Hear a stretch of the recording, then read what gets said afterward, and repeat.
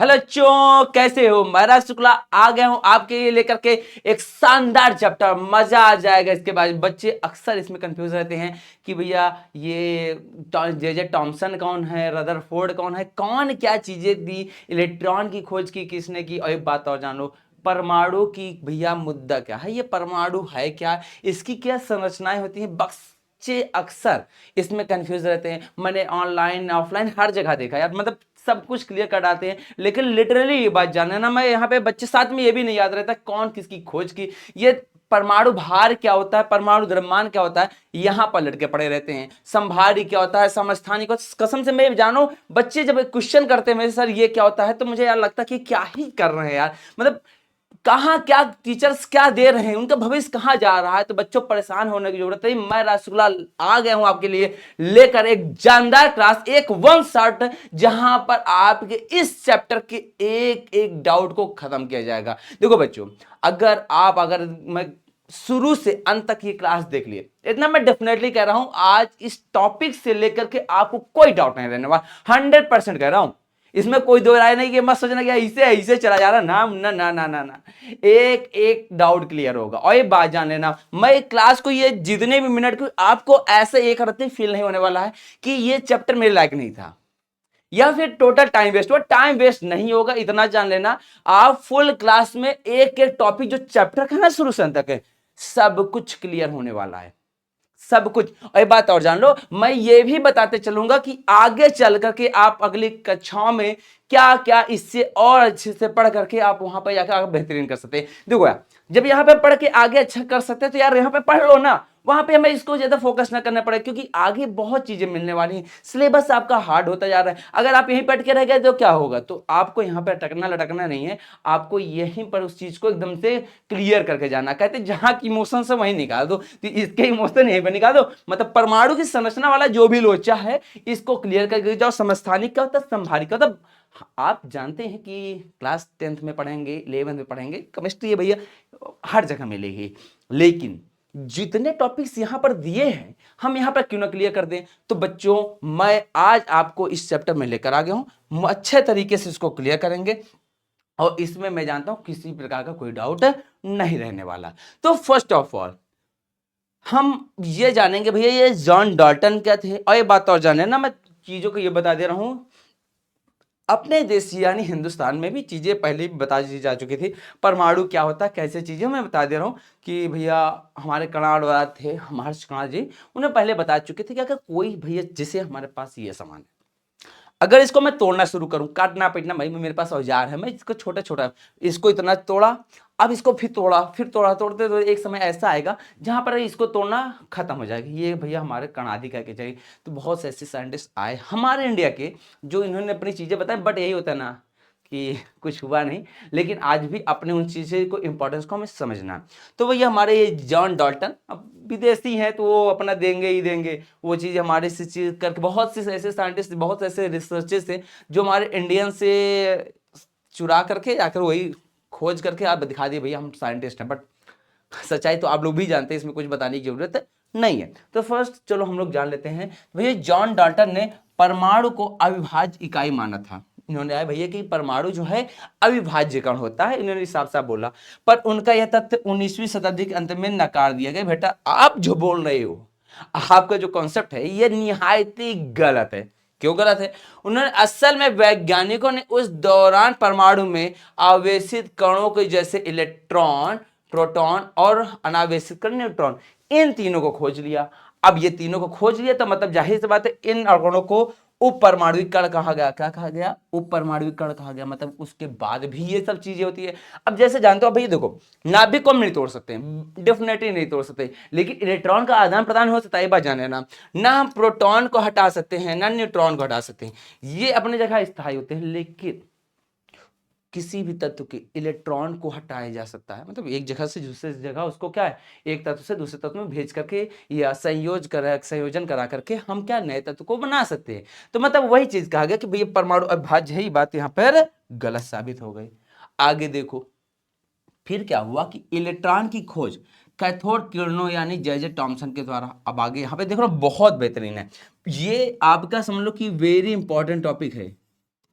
अब बच्चों देखो, क्लास कहीं भी जोड़ो, कोई भी क्लास लो यार, मतलब वहां पर उसमें लग जाओ कि मैं यहां से अगर जुड़ा हूं, ये वीडियो मैं देख रहा हूं तो मैं पूरा सीखा। और ये बात जान लो, जितना हो सके वीडियो को लाइक कमेंट जरूर किया करो और दोस्तों को शेयर करो। देखो आप लोग करते हैं ना ऐसा, तो यार हम लोग को एनर्जी मिलती है, टीचर्स को एनर्जी मिलती है कि मेरा बच्चा देखो पसंद कर रहा है मेरी क्लास, साथ में शेयर भी कर रहा है और कमेंट कर रहा है। अगर बात जान लो, अरे ऐसी और भी आपकी इच्छाएं हैं कि सर इस टॉपिक पे लाइए, यहाँ पे क्लास में ये चैप्टर समझने, तो आप बच्चों जरूर से जरूर कमेंट करना, मैं वहां पर आपके पूरा पढ़ाऊंगा उस चैप्टर को, उस मतलब कि टॉपिक को एकदम से क्लियर कर दूंगा। ठीक है बच्चों, आगे देखो। तो कह रहा है टॉमसन ने कैथोड किरणों की मदद से परमाणु में इलेक्ट्रॉन की उपस्थिति के बारे में बताया। देखो उन्होंने कैथोड किरणें, अभी बहुत ज्यादा डीप में देखो, हमारा यूपीएमएसपी वही लेवल स्टैंडर्ड आपको जो देता है जिसको आपको जरूरत है। हम आपको बहुत ज्यादा लेवल में नहीं जाएंगे कि आपको कॉन्सेप्ट क्लियर, क्योंकि आपके एग्जाम पास हैं और मैं चाह रहा हूं कि बच्चा मेरा उतना पढ़े जितना उसके वजह से वो टॉप कर सकता है और अच्छे अंक पा सकता है, तो मैं वही चीज करने वाला हूं। तो उपस्थिति में कैथोड किरणों की मदद से परमाणु में इलेक्ट्रॉन की उपस्थिति बताया। उन्होंने बताया कि इलेक्ट्रॉन जो है परमाणु में उपस्थित है, परमाणु यानी एटम में उपस्थित है, उन्होंने बता दिया। आगे ठीक, तो इलेक्ट्रॉन के बारे में कुछ उन्होंने बातें बताई, क्या कि इलेक्ट्रॉन पर जो आवेश होता है वो 1.6 इंटू 10⁻19 कूलम होता है। क्या बताया कि जो आवेश होता है किस पे, इलेक्ट्रॉन पर, वो क्या था 1.6 इंटू 10⁻19 कूलम। बच्चों इसको माइंड में रख लो, माइंड में रख लो। क्यों रख लो कि ये अक्सर अक्सर ही पूछ लेता है आपके ऑब्जेक्टिव क्वेश्चन में या फिर अति लघु में, कि क्या पूछेगा, डायरेक्ट पूछेगा इलेक्ट्रॉन पर आवेश कितना होता है। अब फिर वहां पे आप कंफ्यूज हो जाते हैं, यार एग्जैक्टली था यार कितना, तो ये इलेक्ट्रॉन पर जो आवेश है 1.6 इंटू 10⁻19 कूलम होता है। अच्छा एक बात जाने ना, अब ये मत सोचना कि ये केवल आवेश है, ये इलेक्ट्रॉन है, कण है, इसका कोई भार नहीं होगा। बात जान लेना, होता है, इसका भी द्रव्यमान है। इलेक्ट्रॉन का जो पर द्रव्यमान वो कितना होता है 1.9.1 इंटू 10⁻31 kg, बहुत ज्यादा है। गलत बोले, बहुत ही कम है, बट अब कण है छोटा सा तो समझ सकते हो क्या है, क्या है 9 पॉइंट इंटू 10⁻31 माइनस, अगर प्लस कर देता नहीं पे समझ लो इतना भारी हो जाता, लोचा हो जाता, लेकिन यहाँ पे -31 kg बोला है, बात याद रखना। ठीक, आगे देखो। तो प्रोटॉन की खोज के बारे में कैसे हुआ कि इसके भाई एनोड किरणें या केनॉल किरणें, गोल्डस्टीन ने, तो इलेक्ट्रॉन की खोज हमारे किसने कर दी, जे टॉमसन ने कर दी। आगे देखो, ई गोल्डस्टीन ने उनके द्वारा प्रसिद्ध एनोड किरणों या केनाल किरणों के प्रयोग के द्वारा परमाणु में धनावेशित कण यानी प्रोटॉन की खोज की। किसकी खोज की, प्रोटॉन की खोज की। कौन, गोल्डस्टीन ने। तो आप ये याद रखना प्रोटॉन की खोज किसने की, अरे सिंपल में या चाहो तो ईंट पर नाच। अभी कह दो यार हम तो ईंटे पे नहीं नाचेंगे, अच्छा सर डांस करना सिखाने आए हैं, अब डांसर बन गए हैं, हाँ ये सिखाएंगे नहीं, अरे पहले समझ तो लो। ईंट, ई मतलब होता है इलेक्ट्रॉन, और इलेक्ट्रॉन की खोज करता कौन है, जे टॉमसन। यह भैया प्रोटॉन है, प्रोटॉन की खोज भैया हमारे किसने की है, रदरफोर्ड। और भैया नाच, नाच भैया हमारे न्यूटन है, इसकी खोज की जेम्स चैडविक। अब सर तो ये बताइए, यहाँ पर रदरफोर्ड ने बताया, अब यहाँ पे गोल्डस्टीन का बता रहे हैं, मुद्दा क्लियर करिए सर ये ऐसा क्या होता है, तो परेशान ना हो। देखो जो गोल्डस्टीन महोदय थे इन्होंने इसको खोज किया, लेकिन इनमें बहुत ज्यादा खामियां थी, और उस खामियों को लेकर के हमारे मतलब कि प्रूफ किए कौन, रदरफोर्ड।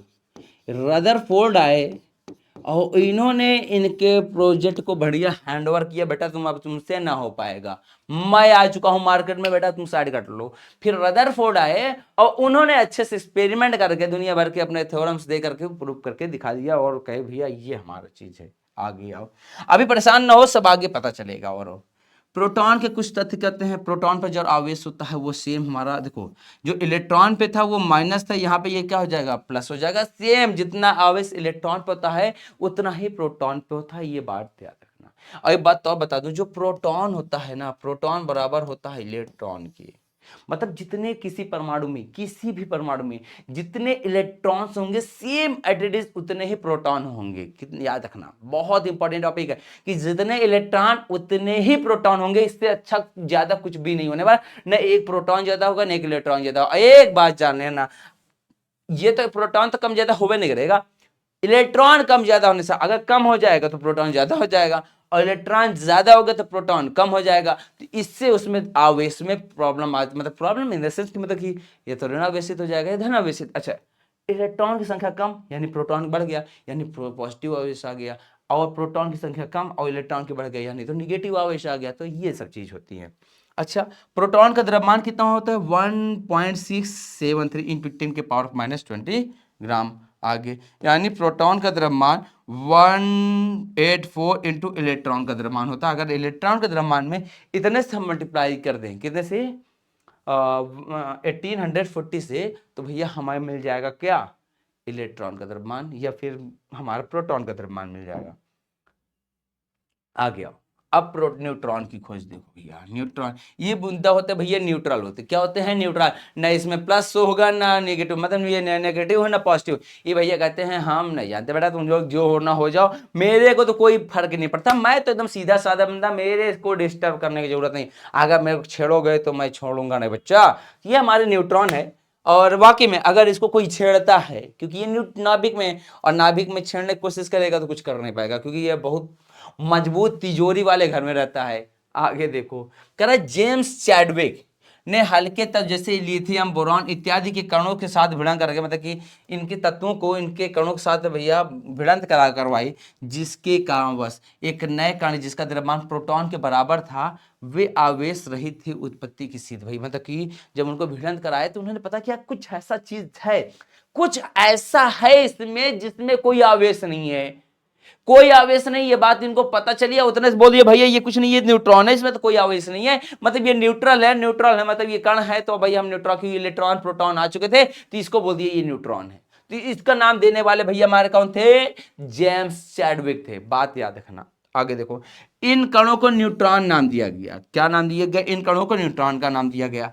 आ गया, न्यूट्रॉन हाइड्रोजन के प्रोटियम समस्थानिक में नहीं होता है। बात जान लेना, जो हमारे अभी पढ़ेंगे, जब समस्थानिक पढ़ेंगे तो हमारा हाइड्रोजन आता है। हाइड्रोजन के 3 समस्थानिक होते हैं, उन 3 समस्थानिक में से एक बता देता कि भाई न्यूट्रॉन की कोई परिस्थिति नहीं होती है। और एक बात जानो, जैसे ये लिखा 1H1 कभी शायद आप देखे होंगे। और भैया ये हमारा प्रोटॉन है। प्रोटॉन यानी देखो, जो हमारा द्रव्यमान होता है वो P+N होता है, यानी प्रोटॉन प्लस न्यूट्रॉन होता है। और वहां पे भैया एक ही चीज लिखा हुआ है, तो यानी प्रोटॉन तो एक है, लेकिन न्यूट्रॉन हमारा क्या जाएगा? 0 है। तो वही कह रहा, प्रोटियम में समस्थानिक नहीं होते हैं, क्योंकि इलेक्ट्रॉन का द्रव्यमान प्रोटॉन और न्यूट्रॉन के द्रव्यमान से भैया अधिक कम है, इसलिए परमाणु का द्रव्यमान प्रोटॉन और न्यूट्रॉन के द्रव्यमानों का योग होता है। याद रखना, प्रोटॉन परमाणु का द्रव्यमान प्रोटॉन और न्यूट्रॉन के योग के बराबर होता है, ये माइंड में हमेशा याद रखना, ठीक है। आगे देख बिन्ना, ये देख जो मैं पढ़ाते जा रहा हूं इसको माइंड में एकदम रखते जाओ। अगर इतना बस कर लिए ना, एक बात जाने ना, आप अपना इस चैप्टर को कुछ भी छोड़ने वाले नहीं है, क्योंकि मैं अभी इस चैप्टर को एकदम से धज्जियां उड़ाने वाला हूं। मन लगा के शुरू से अंत तक क्लास देख लेना। शुरू से अंत तक क्लास जब देखोगे ना यार, कसम से दिल लग जाएगा इस चैप्टर से, बहुत बेहतरीन। इसीलिए मैं बहुत सीरियस और बहुत ढंग से पढ़ा रहा हूँ। ये नहीं कि बस इसको चिल्ला चिल्ला दे बेटा ये होता है परमाणु मॉडल, ऐसा मेरे को नहीं पढ़ाना है। मेरे को सिंपल सही तरीके से पढ़ाना है, जिससे बच्चा मेरे बात करने से ज्यादा मेरे पढ़ाई, मेरे कॉन्सेप्ट में जो मैंने लिखा है, जो मैं बता रहा हूं उस पर उसका कंसंट्रेशन रहेगा। मैं अगर चिल्लाया, ये मोटिवेशन की तरफ ले गया, बच्चा तेरा माइंड जो है ना केवल मोटिवेशन में मेरे चला जाएगा, वो कहना क्या चाह रहा है। और मेरा तात्पर्य, मेरा मोटिव जो है आपको पढ़ाना, ना कि आपको मोटिवेट करना। मोटिवेट तो आपको तभी है, आप यहाँ पे क्लास देख रहे हैं यानी आप खुद से खुद मोटिवेटेड है, तभी आगे यहाँ पे क्लास देख रहे हैं।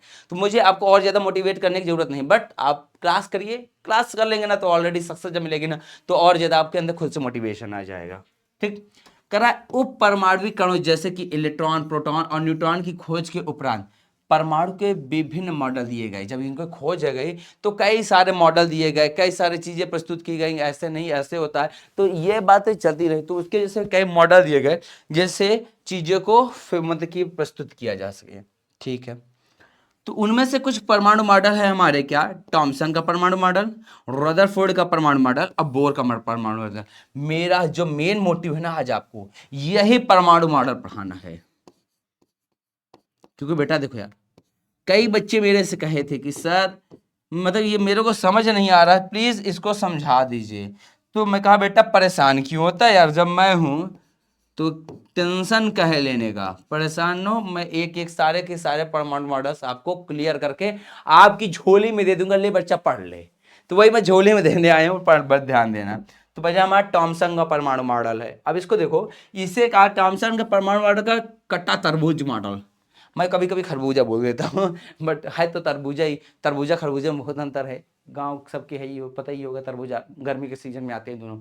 तो भैया ये तरबूज का मॉडल है। अच्छा कैसे सर, तो उन्होंने कहा कि जो तरबूज होता है ना ये ऐसे होता है, मालूम मैंने काट के रखा है, तो इसमें ऐसे बीज भी पड़े होते हैं, ऐसे थोड़ा डिजाइन बना देते हैं जिससे लगे वाकई तरबूज है। देखो क्योंकि मैं थोड़ा बहुत ज़्यादा अच्छा आर्टिस्ट नहीं हूँ, थोड़ा भावनाओं में मन लेकर शर्ट गया तो तरबूज लग ही नहीं रहा है, मैं नहीं जानता, आप बनाइए, तो ऐसा नहीं होने वाला है। तो आगे देखो, थॉमसन ने इस मॉडल में परमाणु के धन आवेश तरबूजे को कहा कि भैया जो इसका धन आवेश है ना, ये जो इसका, यहाँ पर तो मैं बता दे रहा हूँ रेड कलर ले रहा हूँ तो बेटा समझेगा।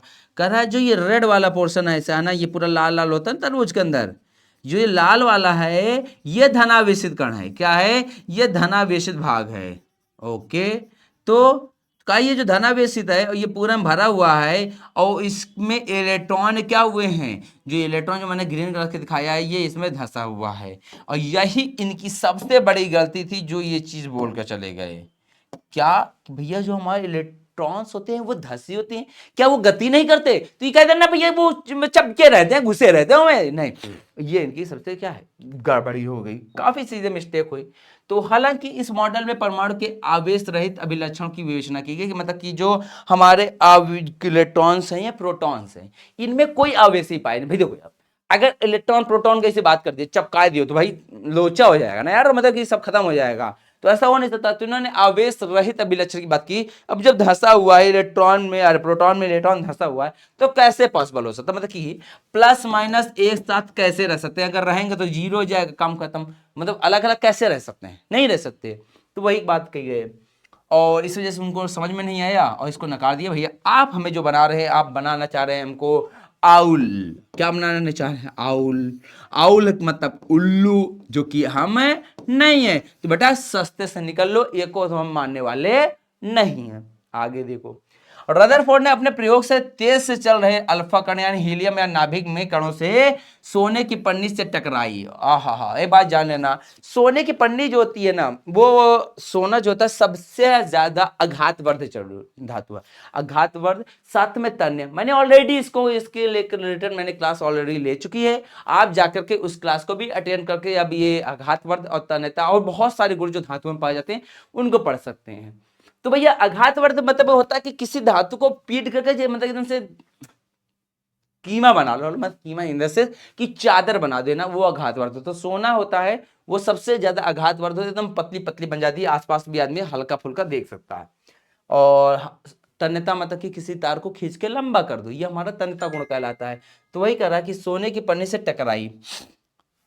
ओके, तो इससे हमें पता चला कि ऐसा सा है, उन्होंने अपना ये करके प्रोजेक्ट करके दिखाया था। क्या किया था, हीलियम नाभिक के कणों को भैया सोने की पन्नी में टकराई थी, अल्फा कण को याद करना, अल्फा कण यानी हीलियम नाभिक का ये वाला कण 2H4 को कणों को सोने की पन्नी से टकराई, लेकिन और उसके बाद ये अपना प्रयोग प्रस्तुत किया, बट ऐसा नहीं हुआ। रदरफोर्ड के प्रयोग के परिणाम क्या हुए, ज्यादातर अल्फा कण बिना मुड़े सोने की पन्नी से सीधे निकल गए। देखो मैं सिंपल बता दूं कि मतलब क्या हुआ, एक सोने की पन्नी थी ऐसे, और उसमें बहुत सारे कण ऐसे सब जा रहे थे, तो बहुत ऐसे कण क्या हुआ है कि पन्नी से सीधे निकल गए, मतलब कि एकदम सीधे सीधे निकल गए, कोई टकराव नहीं हुआ, कुछ नहीं हुआ। फिर कह रहा कुछ अल्फा कणों को निम्न कोण से मुड़ गए, लेकिन कह रहा है कि कुछ थे जो थोड़ा थोड़ा यहां से जाने के बाद थोड़ा बेंड हो गए, सारे बेंड नहीं हुए, कुछ बेंड हुए। और फिर कह रहा है कि लगभग 12,000 कणों में से एक कण एक बार जानो, यहाँ पे 12,000, कहीं पर 10,000 लिखा रहता है, कहीं कि 11,000, तो ये ऐसे डेटा थोड़ा कम फिक्स हो रहे थे, आप इसको माइंड मत करिएगा। तो कह रहा प्रत्येक 12,000 कणों में से एक ऐसा कण था वो जो वापिस आ गया। तो भाई देखो सबके सब अधिकतर चले गए, कुछ थे जो मुड़ गए सोने के चांद। देखो सोने की पन्नी में किसकी, अल्फा कण की भाई बारिश कराई गई थी, मतलब अल्फा कण से उसमें भेजे गए थे। तो अधिकतर कण तो सीधे निकल गए, कुछ कण थे जो बेंड हो गए, और जो कुछ कण थे भैया वो क्या हो गए, कुछ नहीं, 12,000 में से एक, मतलब 12,000 कण गए, उनमें से एक वापिस आ गया। तो ये क्या हुआ इससे, देखो अब जब कण वापिस आ गया तो यहां पर इन्होंने ना ही बात की, प्रयोग तो अच्छा किए, लेकिन इन्होंने इसमें क्या नाभिक की बात नहीं की कि नाभिक क्या होता है, और साथ ही साथ यहाँ पर प्रोटॉन और बेंड क्यों हो रहा है, इस सब चीज की उन्होंने चर्चाएं ही नहीं की। इस वजह से इनको ये चीज माना नहीं गया। तो वही कह रहा, रदरफोर्ड के परमाणु की जो मॉडल की जो कमियां थी वो क्या थी, रदरफोर्ड के अनुसार इलेक्ट्रॉन नाभिक के चारों ओर वलयाकार मार्ग में चक्कर लगाते। उन्होंने बताया कि जो इलेक्ट्रॉन होता है वो क्या करता है, नाभिक के चारों ओर ऐसे गोल कर से ऐसे ऐसे करके चक्कर लगाता है वलयाकार में, यानी गोल करार में। किंतु आवेश होने के कारण, आवेशित होने के कारण ये कण अपनी ऊर्जा निरंतर खोते रहते हैं। और कह रहा है जब ये चक्कर लगाओगे, जैसे जैसे हम ही हैं, किसी का चक्कर लगाओगे, किसी के घर का चक्कर लगाओगे, एक समय थक जाओगे, थकने के बाद एनर्जी लॉस हो जाए। तो उन्होंने कहा कि इलेक्ट्रॉन भी आवेशित होता है, ये भी चक्कर लगाता है, और एक समय चक्कर लगाते लगाते लगाते ये अपनी ऊर्जा खो करके नाभिक में गिर जाता है। और ये भी फिर मैंने बात कर दिया, नाभिक में गिर जाता है तो ये नष्ट कैसे हो गया भाई, नाभिक कहता भाई, इन्होंने कहा कि जिसके कारण ये अनंत नाभिक में प्रवेश के परमाणु को अस्थिर बनाता है, और फिर क्या कहता है कि इलेक्ट्रॉन आस्ते आस्ते नाभिक में गिर जाता है और नाभिक अस्थिर हो जाता है, नाभिक के तौर से कर दो खत्म हो जाता है। और यह रदरफोर्ड के मॉडल की सबसे बड़ी कमी थी, जिसे रदरफोर्ड नहीं समझा पाए कि क्या ये होता है या नहीं होता है, क्या वाकई में नाभिक होता है या नाभिक में चक्कर काट काट के इलेक्ट्रॉन। देखो नाभिक की तो बात कर दी, एक ऐसी जगह है जहां पे इलेक्ट्रॉन चक्कर काट के गिर जा रहा है, लेकिन क्या ऐसा होता है चक्कर काट के ऊर्जा ह्रास हो रहा है, ऊर्जा में कमी आ रही है कि नहीं आ रही है, इस बात को एकदम सही प्रूफ नहीं कर पाए। एक बात सही मैं बोलूं तो इन्होंने बहुत कुछ गलत बोल डाली, बहुत कुछ। बट यहाँ इन्होंने इलेक्ट्रॉन प्रोटॉन की बात कर दी, इलेक्ट्रॉन की बात कर दी, और चीज़ें चल रही थी, लेकिन ये इनकी कमी आई, इन्होंने इलेक्ट्रॉन पे बता दिया ना ही, और इन्होंने बताया आवेशित है, लेकिन इन्होंने ये गलती कर दी कि इलेक्ट्रॉन में आवेशित है, लेकिन आवेशित होने के कारण इसमें इतनी भाई जो ऊर्जा है ये धीरे धीरे अपने खोता, जो कि ऐसा होता नहीं है। आ गया अब बोर आए, उन्होंने अपना परमाणु मॉडल दिया। क्या, रदरफोर्ड मॉडल की कमी का निवारण बोर के परमाणु मॉडल से हुआ। नील्स बोर ने 1912 में परमाणु मॉडल के बारे में अपना मॉडल प्रस्तुत किया, जिसमें निम्नलिखित तथ्य मौजूद थे। क्या, इलेक्ट्रॉन केवल कुछ निश्चित कक्षाओं में ही चक्कर लगा सकते हैं, जिन्हें इलेक्ट्रॉन की निर्धारित कक्षा कहा जाता है। बोर ने क्या कहा, बोर याद रखना, नील्स बोर 1912 में परमाणु के बारे में कुछ बात की। उन्होंने कहा इलेक्ट्रॉन निर्धारित कक्षा में ही चक्कर लगा सकते हैं, और ये बात सही थी, कोई भी इलेक्ट्रॉन अपने मुताबिक चक्कर नहीं लगा सकता है। तो निर्धारित चीज का है भैया बेटा तुम्हें यही घर में चक्कर लगाना है, सबका एरिया बटा हुआ भैया आपका ये एरिया, इसके अलावा कहीं के चक्कर नहीं, जैसे कुत्तों का एरिया होता है आपका भी एरिया, आप कहीं इधर उधर भाग नहीं सकते हैं। फिर इन्होंने कहा है इन निर्धारित कक्षाओं में चक्कर लगाते हुए इलेक्ट्रॉन अपनी ऊर्जा का विकिरण नहीं करते हैं। मतलब यहां पर नील्स बोर ने बात प्रस्तुत कर दी कि जो इलेक्ट्रॉन होता है वो कितना भी समय तक हमारे नाभिक का चक्कर क्यों ना लगाए उसकी ऊर्जा ह्रास नहीं होती, मतलब ऊर्जा में कोई कमी नहीं आती। ये कौन बोल दिया, नील्स बोर ने। कब भी परमाणु मॉडल प्रस्तुत किया था, 1912 में किया था। बात याद रखना, फर्स्ट पहले इन्होंने बोला कि भैया जिसके हमारे जो इलेक्ट्रॉन होते हैं अपने निश्चित चक्कर कक्षा में चक्कर लगाते हैं, मतलब हर जगह ये मतलब कि इधर टहलने नहीं जाते हैं, एक ही जगह चक्कर लगाते हैं जो इनकी कक्षा है। दूसरी बात कहा कि कहा कितने समय तक चक्कर लगाएं, कितना भी कुछ हो जाए, ये अपनी ऊर्जा खर्च नहीं करते हैं, मतलब इनकी ऊर्जा में कोई कमी नहीं आती है। आगे देखो, कह किसी भी परमाणु के इलेक्ट्रॉन की ऊर्जा में बदलाव इन इलेक्ट्रॉन की कक्षाओं में समानांतर के कारण होता है। कह किसी भी परमाणु के इलेक्ट्रॉन की ऊर्जा में बदलाव, कोई अगर किसी में ऊर्जा बदलाव हो रही है तो इलेक्ट्रॉन की कक्षाओं में स्थानांतरण के कारण होता है। कह रहा है अगर कोई इलेक्ट्रॉन अब उसमें ऊर्जा में कोई बदलाव आ रहा है तो वो ऊर्जा का बदलाव अपनी जगह से जगह बदलने से होगा। अगर उसमें पहले बार ऊर्जा खत्म नहीं होगी, लेकिन कहा कि अगर कुछ में उसमें डिसबैलेंस नजर आ रहा है तो इसका एकमात्र रीजन होगा कि वो अपनी कक्षा चेंज कर रहा हो। अब कक्षा मतलब वो तो अपना चड्ढा नहीं चेंज कर रहा है, कक्षा मतलब वो कोश शेल जो बोल सकते हो, जिसमें वो घूम घूम के चक्कर लगा रहा है, इसकी बात कर रहा है। ये अब तुम बात करो यार कि अच्छा अपनी चड्डी बदल रहा था उसकी बात करेंगे आप, उसकी भाई बातें नहीं हो रही है। ठीक है, इतना माइंड। और एक बात जान लो, कह रहा कक्षा में इलेक्ट्रॉनों की ज्ञात करने की संख्या क्या होती है भैया हमारा, भैया भैया जान लो 2n² यहीं पर अपना रख दो, तुम्हें पता चल जाएगा कितने हमारी कक्षाएं होंगी। ये हमारा कक्षाओं में कितने इलेक्ट्रॉन होंगे इसको निकालने का ये सूत्र होता है। आगे परमाणु संख्या क्या होता है, बहुत बेहतरीन टॉपिक है, यहां पे ध्यान देना। ये बच्चे आपके एग्जाम का समझ लो कि वो चीज है, वो इस चैप्टर का वो पॉइंट है जो आपके हर एग्जाम में आता है। आगे जाएंगे आप 10th में जाएंगे 11 12 कहीं भी पढ़ेंगे, ये आपको फेस करना पड़ेगा, दो राय नहीं है। कह रहा किसी भी परमाणु में प्रोटॉन की कुल संख्या का मान उसकी परमाणु संख्या कहलाती है। क्या, फिर से ध्यान दोगे, किसी भी परमाणु में इलेक्ट्रॉन की कुल संख्या, किसी भी परमाणु में प्रोटॉन की कुल संख्या का मान उसकी परमाणु संख्या कहलाती है, बस याद रखना। कह रहा कोई भी तत्व है, कोई भी तत्व है उसमें जितने भी प्रोटॉन होंगे, जितने 5 प्रोटॉन है तो उसकी परमाणु संख्या 5 होगी, 6 प्रोटॉन है तो परमाणु संख्या 6 होगी, 7 प्रोटॉन है तो परमाणु संख्या उसकी कितनी होगी, 7 होगी। बात माइनस, जैसे ऑक्सीजन है उसके कितने होते हैं 8, तो 8 हो जाएगा। कार्बन कितने होते हैं 6, तो उसके उसमें प्रोटॉन की संख्या क्या होगी 6 होगी। इसके अलावा कुछ भी होने वाला नहीं है, जिसको हम क्या है जेड से प्रदर्शित करते हैं, ये बात याद रखना। और परमाणु के भैया प्रोटॉनों में कोई बदलाव नहीं होता है, इलेक्ट्रॉन की तरह भी निकल जाए कुछ भी हो जाए, लेकिन प्रोटॉन में कुछ भी बदलाव होने वाला नहीं है। किसी भी अनावेशित परमाणु में प्रोटॉन तथा इलेक्ट्रॉन की संख्या बराबर होती है। कह रहा अगर कोई भैया परमाणु जिसमें कोई आवेश नहीं है, ना प्लस का ना माइनस का, अगर कोई आवेश नहीं है तो बात जान लेना, मैं ऑलरेडी बता चुका हूं कि उसमें जितने भी प्रोटॉन होंगे उतने ही इलेक्ट्रॉन होंगे। मतलब अगर 5 प्रोटॉन है तो 5 इलेक्ट्रॉन होंगे। ये बात माइंड, दिल, गुर्दा, कलेजा जहां भी रखना हो रख लो, इतना माइंड में रखना कि भैया प्रोटॉन और इलेक्ट्रॉन की संख्या अनावेशित कण में बराबर होती है। और एक बात जान लेना, फिर से रिपीट कर दे रहा हूं कि परमाणु संख्या अगर तुम्हें पता करनी किसी तत्व की है, तो अगर तुम्हें इलेक्ट्रॉन की संख्या पता है तो भी तुम परमाणु संख्या बता सकते हो। क्यों? कि जितने इलेक्ट्रॉन होंगे उतने ही प्रोटॉन होंगे, उतने ही प्रोटॉन है तो उतना ही हमारा परमाणु संख्या होगा, इसके अलावा इसमें कुछ भी नहीं होता है। ठीक है, अब आगे देखो क्या कह रहा है कि अगर भैया द्रव्यमान संख्या फिर क्या होती है, थोड़ा इसके बारे में बता दीजिए।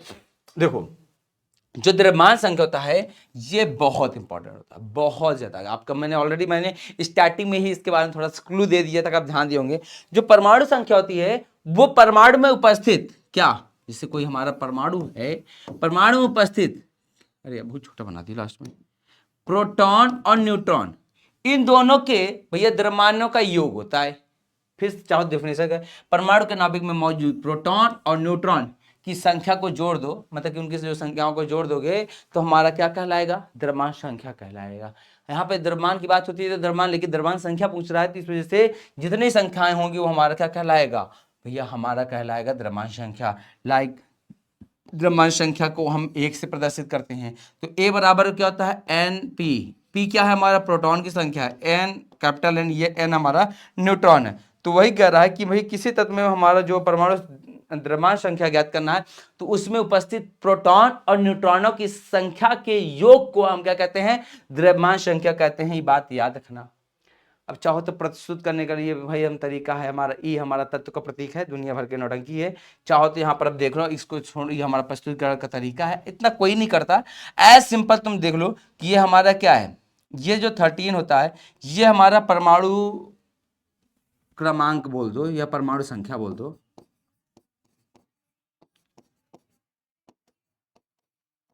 ये हमारी होती है द्रव्यमान संख्या। क्या होती है, ये हमारी होती है द्रव्यमान संख्या, ये हमारी परमाणु संख्या और ये द्रव्यमान संख्या। और मैंने द्रव्यमान संख्या भैया बताया है कि जो द्रव्यमान संख्या होगा हमारे यहाँ पर जो भी हमारे भी द्रव्यमान संख्या पढ़ के चले आ रहे हैं, जो हमारा द्रव्यमान संख्या होता है ए, वो बराबर होता है किसके, P प्लस एन के, किसके P प्लस एन के। यानी P हमारा कितना, देखो ये परमाणु संख्या बराबर हमारा किसके, प्रोटॉन, जितने भी प्रोटॉन हो गए उतना ही परमाणु होगा उसका। तो यानी प्रोटॉन हमारा 13 है, हमारा ये 26 है, तो न्यूट्रॉन की संख्या क्या होगी, इसमें से 26 में से अगर हम माइनस कर दें 13 को, तो न्यूट्रॉन यानी 13 हमारे क्या न्यूट्रॉनों की संख्या भी कितनी है, 13 है। तो इस प्रकार हम प्रोटॉन से एक भी हमें पता चल जाएगा, क्योंकि देखो फिर से जान लो, P हमारा परमाणु क्रमांक होता है और यहाँ पर हमारा 13 लिखा हुआ है, ये हमारा क्या द्रव्यमान संख्या, क्या है हमारी द्रव्यमान संख्या। द्रव्यमान संख्या क्या होती है, प्रोटॉन और न्यूट्रॉन की संख्याओं का योग होती है। क्या, प्रोटॉन और न्यूट्रॉन की संख्याओं का योग होती है। इसको माइंड में दिल गुर्दा कलेजा में रख ले, जहां रखना है, ठीक है। लगता है थोड़ा जुकाम होने का मन हो रहा है। आगे देखो, सॉरी, तो जैसे क्या रहा है, जिसे यहाँ पे 6 और 12 लिखा है, तो 6 जो है ये कार्बन की परमाणु संख्या है और 12 हमारा क्या है, द्रव्यमान संख्या है। यानी यहाँ पे प्रोटॉन और न्यूट्रॉन की संख्या कितनी है, 6 है। क्या है, द्रव्यमान संख्या बराबर ए बराबर हमारा कितना है, 12 दिया हुआ है, और ये बराबर होता है P प्लस एन के। अब P हमारा कितना है, P हमारा 6 है, तो N बराबर भी हमारा कितना आ जाएगा, 6 आ जाएगा। क्या आ जाएगा, 6 आ जाएगा। तो इसे याद रखना। तो इसी प्रकार ये भी आप इसको भी देख लीजिएगा, देख लेंगे ना। किसी भी परमाणु में जितने प्रोटॉनों की संख्या होती है उतने ही इलेक्ट्रॉनों की संख्या होती है, और उतने ही उस तत्व में परमाणु संख्या भी होती है। यानी सिंपल में बोले तो Z बराबर P बराबर E हमारा इलेक्ट्रॉन की संख्या, वही बोला। न्यूट्रॉनों की संख्या प्रोटॉनों की संख्या के बराबर भी हो सकता है और कम भी हो सकता है। याद रखना, न्यूट्रॉनों की संख्या किसी भी तत्व में जो न्यूट्रॉन की संख्या जो होती है, वो कह रहा है कि प्रोटॉनों की संख्या के बराबर भी हो सकती है और कम या ज्यादा भी हो सकती है। इसमें से कुछ भी हो सकता है, तो ये बात को याद रखना, इसमें कोई भी कम ज्यादा हो सकता है। अब बहुत बेहतरीन टॉपिक आ गया हमारा समस्थानिक। ये यहाँ पे बच्चे तो अक्सर परेशान रहते हैं कि समस्थानिक क्या होता है। किसी तत्व के वह परमाणु जिनकी परमाणु संख्या समान हो, कह रहा किसी तत्व की वो भैया हमारे तत्व जिनकी परमाणु संख्या समान हो, परमाणु संख्या तत्व यानी प्रोटॉनों की संख्या समान हो, यानी परमाणु संख्या समान हो, लेकिन द्रव्यमान संख्या भिन्न हो, यानी P तो बराबर हो यानी A बराबर ना हो, तो भैया उन्हें हम समस्थानिक कहते हैं। समस्थानिक के रासायनिक गुण समान लेकिन भौतिक गुण अलग होते हैं। मतलब कि वो केमिकली रूप से अगर किसी से क्रिया करेंगे तो अलग देंगे, लेकिन अगर हम भौतिक गुण यानी देखने में देखेंगे ना, तो जैसे क्या है कि दो ट्विंस हो, ट्विंस बाहर से देखने में तो एक ही जैसे दिखेंगे, लेकिन उनके गुण उनके आचरण अलग अलग होंगे, तो वही पर हमारा है समस्थानिक।